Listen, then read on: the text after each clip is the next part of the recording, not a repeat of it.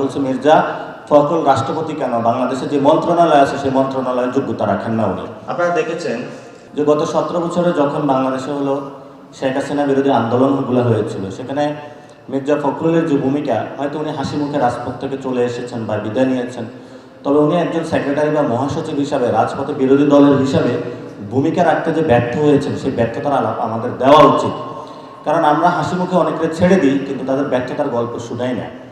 তারপর উনি একজন লোকাল গভর্নমেন্টের এখন মন্ত্রী হয়েছেন। বিভিন্ন জায়গায় যে মেয়রগুলো নিয়োগ দেওয়া হয়েছিল, এগুলো কোন প্রক্রিয়ায় নিয়োগ দেওয়া হয়েছে, সেই মেয়রগুলো আবারই রাস্তার পাশে ফেস্টুন লাগায়, ব্যানার লাগায়।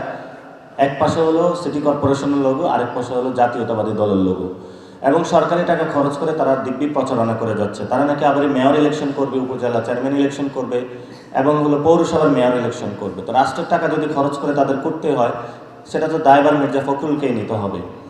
মির্জা ফখরুলের আরও অনেক যদি ফিরিস্তি আমরা বলা শুরু করি, তা আমি কখনোই ভদ্রতার মাপকাঠিতে মির্জা ফখরুলকে রাখবো না। বরাবরই উনি একজন ব্যর্থ, এবং এই ব্যর্থকে অনেকে যারা আলাপ তুলছেন যে ওনাকে হলো রাষ্ট্রপতি হিসেবে দেওয়ার জন্য, আমি বলছি মির্জা ফখরুল রাষ্ট্রপতি কেন, বাংলাদেশে যে মন্ত্রণালয় আছে সেই মন্ত্রণালয়ের যোগ্যতা রাখেন না উনি।